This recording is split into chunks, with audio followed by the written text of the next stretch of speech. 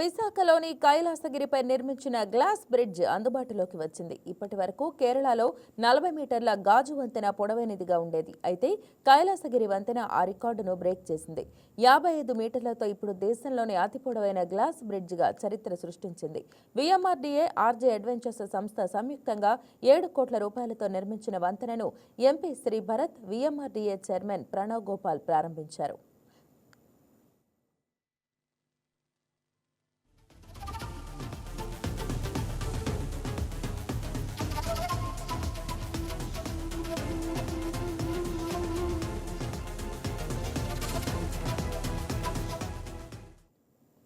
పర్యాటకులను ఆకట్టుకుంటున్న glass bridge పై మరింత సమాచారం మా విశాఖ స్పెషల్ కరెస్పాండెంట్ దుర్గా ప్రసాద్ అందిస్తారు. మరొక టూరిజం స్పాట్ రెడీ అయింది. కైలాసగిరి అనగానే ఎంతోమంది పర్యాటకులు ఎక్కువగా ఆసక్తి చూపిస్తూ ఉంటారు. ఎక్కువ మంది పర్యాటకులు కూడా ప్రాంతం రావడం జరుగుతుంది. అయితే దేశంలోని అతి పొడవైన గ్లాస్ బ్రిడ్జ్ ఈరోజు అందుబాటులో రావడం జరిగింది. ఈ గ్లాస్ బ్రిడ్జ్ యొక్క అనుభూతికి ఫీల్ అవ్వాలని చెప్పేసి అనేక మంది పర్యాటకులు క్యూ కడుతున్న పరిస్థితి. ఈ ప్రస్తుతం మనం గ్లాస్ బ్రిడ్జ్ చివర ఉన్నాం. ఈ చివరిని గాల్లో తేలియాడుతున్న మన అనుభూతికి ప్రతి పర్యాటకులు చూపిస్తున్న అంశాన్ని మనం చూడొచ్చు. సో వారి మాటలను అడిగి తెలుసుకునే ప్రయత్నం చేద్దాం. సో ఎలా ఉంది మేడం ఎక్స్పీరియన్స్? భయపడుతున్నారు తనే, బట్ ఇట్స్ గుడ్ ఎక్స్పీరియన్స్. చాలా బాగుందండి. మాది గాజువాక అండి. మా కజిన్స్ వచ్చారు జంషెడ్పూర్ నుంచి, వాళ్ళు తీసుకొచ్చిన ఎక్స్పీరియన్స్ చూపించడానికి. Yeah, they are enjoying. So అంటే భయపడతారా లోపలికి వచ్చిన లాస్ట్కి వచ్చినప్పుడు? నాకు కూడా నేను భయపడిన అనుకున్నా కానీ కొంత భయపడుతున్నాను, బట్ ఓకే, నైస్ ఎక్స్పీరియన్స్.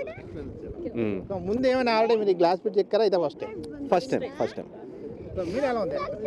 చాలా భయం వేస్తుంది. అసలు కిందకి చూస్తుంటేనే చాలా టెరిఫిక్గా ఉంది.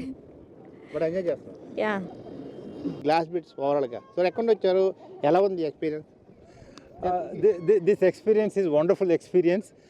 I came with my grandson who is from Australia, and this is the first time in my life that I had such a wonderful experience, and I'm thankful to all the government people, government officials, and whoever has put the effort to put this wonderful project for the tourists like us.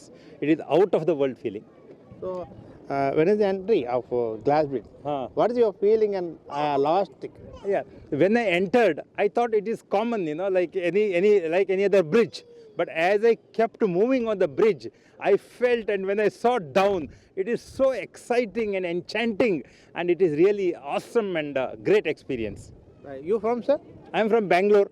I am practicing advocate, High Court of Karnataka, Bangalore. And after visiting Rishikonda temple, I came here, and I am very fortunate. In fact, my entire family is very fortunate to have this, because today is the inauguration of this bridge.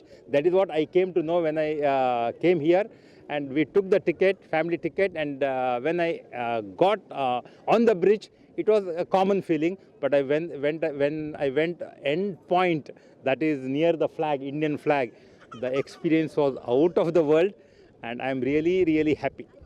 ఎన్ని months పట్టింది, and what is the budget, and at a time ఎంతమందిని tourist పంపిస్తాం?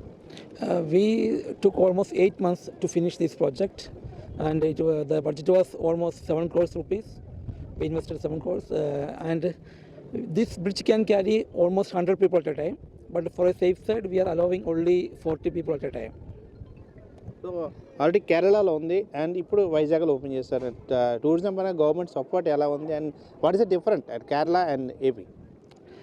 See, nowadays in all over India, government is promoting PPP model project. In Kerala, the Kerala Tourism Minister, Mr. Mohammad Riaz, he took an initiative to start the PPP model project in Kerala. And as part of that initiative, we got a chance to do the glass bridge in Vagaman. And it was an awesome experience. And it was a big success also. It was become a milestone of Kerala tourism. మరి ఎలా ఉంది experience, ఎలా ఉంది quality? చాలా బాగుంది, quality కూడా చాలా బాగుంది. గుడ్ ఎక్స్పీరియన్స్ అంతే. ఎన్నో చోట్లకి వెళ్తాం, మన వైజాగ్లో ఉంది అంటే everyone should come and have a good experience.